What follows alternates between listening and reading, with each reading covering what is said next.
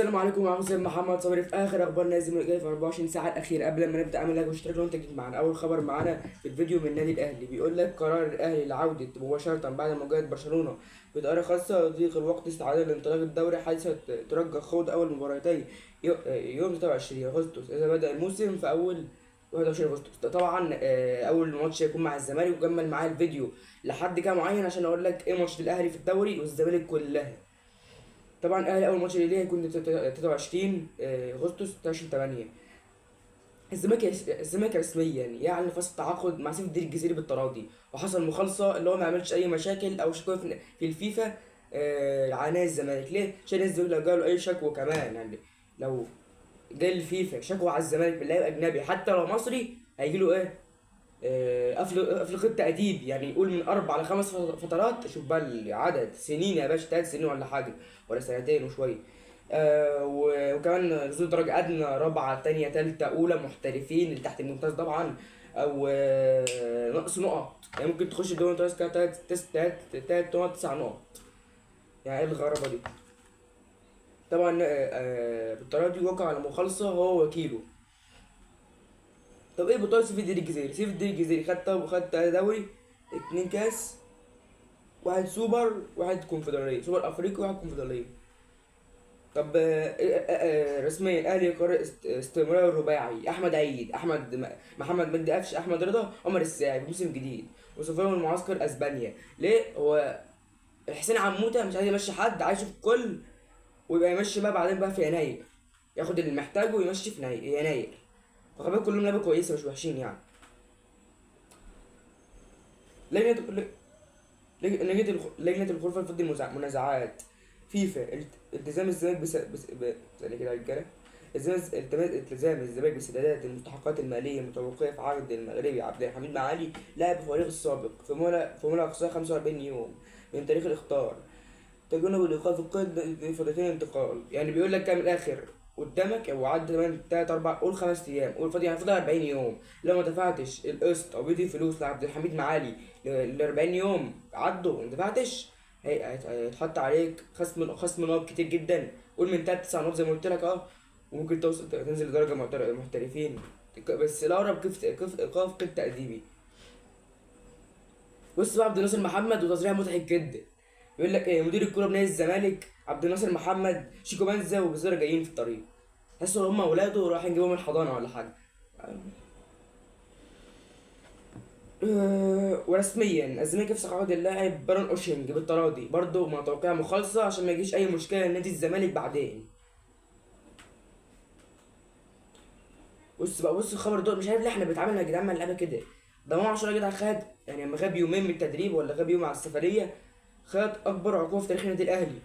بص بقى، بص الخبر دول، بزيرة الجاهل اتصالات الزمالك رغم حصوله على مستحقاته الماليه، واخد كل مستحقاته، واخد كل مستحقاته فوق المكافآت اللي خدها بعد فوزه بالدوري، واخد اول واحد. ثانيا المحامي بتاعه خد كل مستحقاته، الوكيل بتاعه خد كل مستحقاته، مش عايز يجي. وفي عرض ثانيه كده، وفي عرض جاي له من شباب الاهلي دبي 3,500,000 دولار، ده المبلغ اللي هيدفع فيه. وتمن مبلغ قال لك لو جاله 5 مليون دولار او اكتر من 5 مليون دولار، يعني في عرض اللي بتزرع هيبيعوه، وانا مش عايزه يحصل.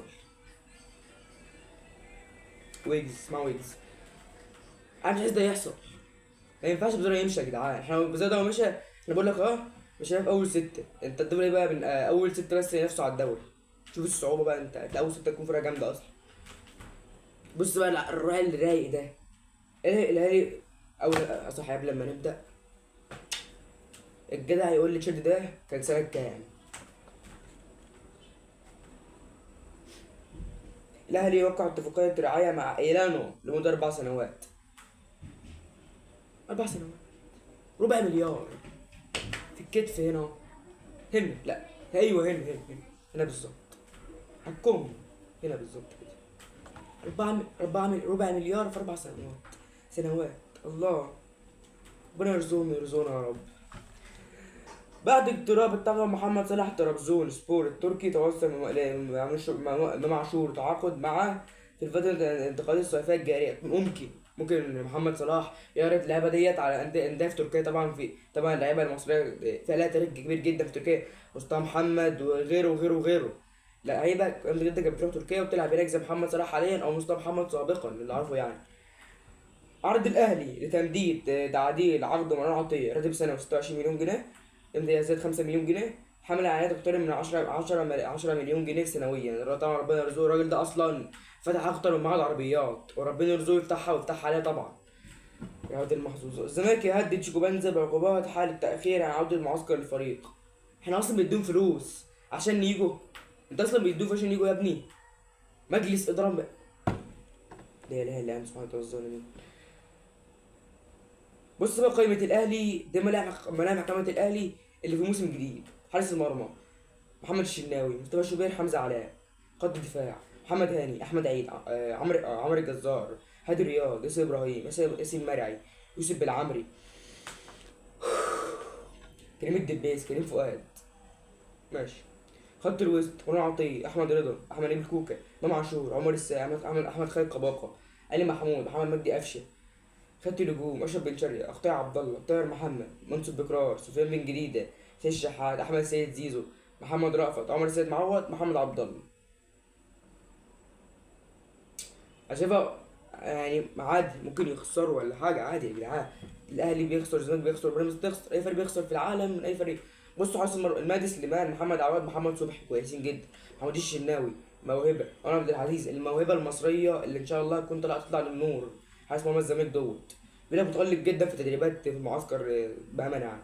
خط الدفاع محمد اسماعيل ماشي، محمود حمدي الونش ماشي، مصطفى الزناري ماشي، عمل اداء كويس جدا مع ايمن الرمادي في البنك الاهلي الموسم اللي فات.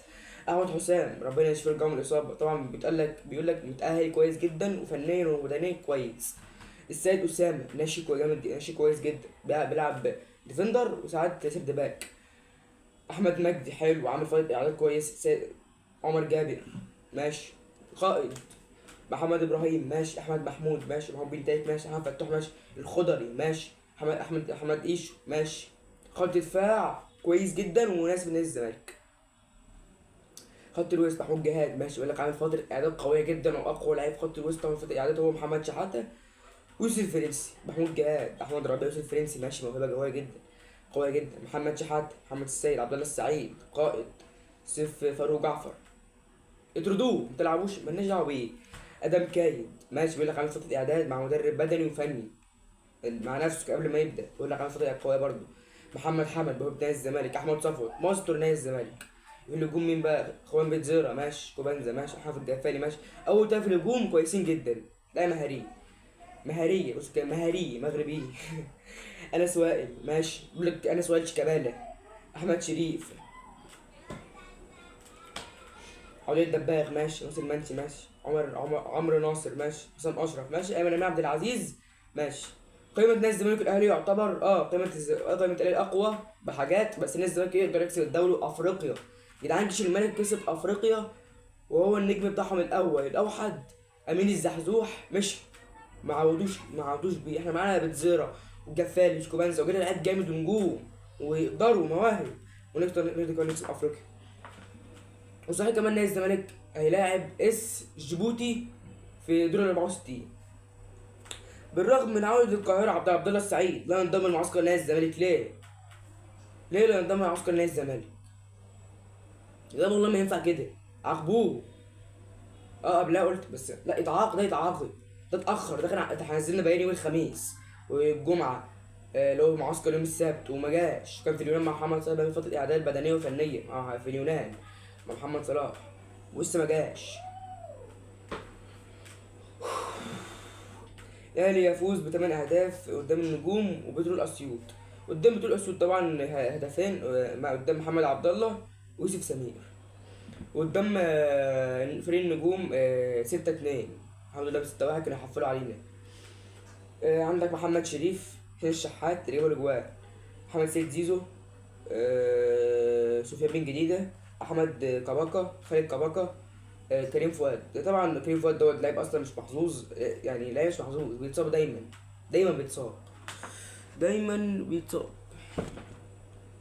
كده بس الرجاله.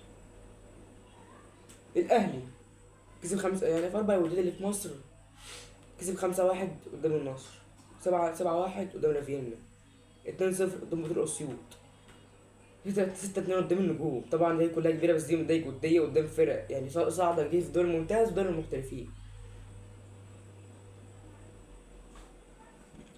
زي الحبيب. بص بقى قائمة نادي الزمالك اهي في الماتشات. هقول لكم حاجه، اقول له حاجه أه، اقول لكم بلاش. شوف اقول لكم قائمة نادي الزمالك. عندك اول ماتش مع نادي الزمالك هيكون يوم 21 اغسطس، الزمالك والاتحاد. الماتش التاني البنك الاهلي والزمالك. الماتش التالت الزمالك وسويس بتروجيت. الزمالك بعد الدمج طبعا. الزمالك وبترول ابو قير الاسمده. الزمالك وغزل المحله. الزمالك والاهلي دي الجوله السادسه. الزمالك وبترول اسيوط. الزمالك وبترول العرب. الزمالك والجونه. الزمالك والمصري. الزمالك وسموحه. الزمالك وطلائع الجيش. الزمالك وبيراميدز. الزمالك ودجله. الزمالك وزد. الزمالك ومودرن سبورت. سيراميكا كليوباترا والزمالك. الزمالك وشرقية انبي بعد الدمج طبعا. وقناة والزمالك. ده قائمة نادي الزمالك. طبعا في ناس بتقول لك اللي هو او بص يعني هيخسر، بيقول لك طبعا الماتشات كلها صعبة، بس انت ما تحكمش كده. ما هو طارق الجول بيقول لك عامل فترة اعداد ملهاش مثيل، من اقوى فترات الاعداد اللي مرت على تاريخ نادي الزمالك. معاك وخلي بالك انت معاك ناشئين وولاد النادي هتلعب يعني هتلعب عشان دوت، مش عشان حاجة تانية. لا اله الا انت سبحانه الظالمين. دي قائمة نادي الأهلي. الأهلي والشرقية. الأهلي وزد. الأهلي وسموحة. الأهلي ومقاولون العرب. الأهلي وأبو قير الأسمدة. الأهلي والزمالك الجولة الستة. الأهلي والقناة. الأهلي ونادي سبورت. الأهلي وبيراميدز. الأهلي والمحلة. الأهلي وبيتول أسيوط. الأهلي وسيراميكا. الأهلي والاتحاد. الأهلي والجونة. الأهلي والسويس. الأهلي وبنك البنك الأهلي. الأهلي والمصري. الأهلي وطلائع الجيش. الأهلي ووادي دجلة.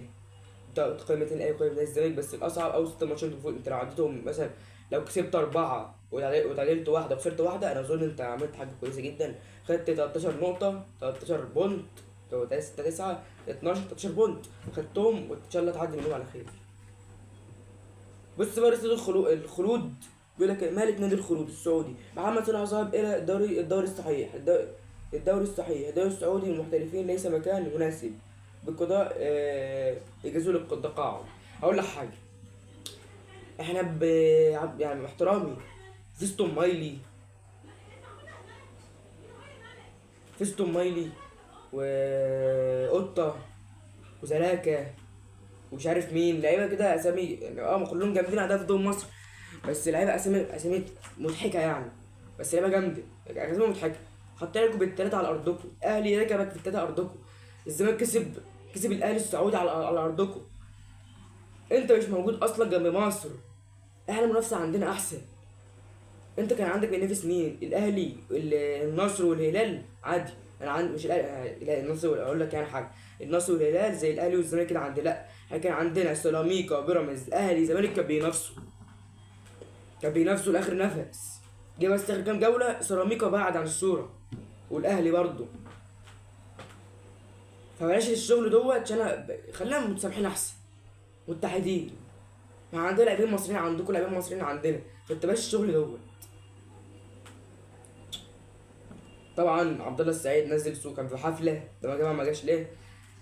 كان في حفله مع عمرو نصوحي وتصوروا مع بعض ومش عارف ايه. الزملكاوي بيجر الزملكاوي طبعا بينا وفاهم. واظن ان الزمالك ان شاء الله، انا متوقع ان الزمالك ياخد 3 بطولات: كاس مصر، الدوري المصري، دوري ابطال افريقيا، والسوبر الافريقي ده اللي بعده. وبس لغايه كده انتهت حلقتنا لغايه هنا. وانت جديد معانا اعمل اشتراك واعمل لايك، يعني اعمل لايك لو عجب الفيديو، وفعل جرس التنبيهات عشان يجيلك كل جديد. كان معاكم حسين محمد صابر النس، وقول لي الشال دوت كان سنه كام، وسلام.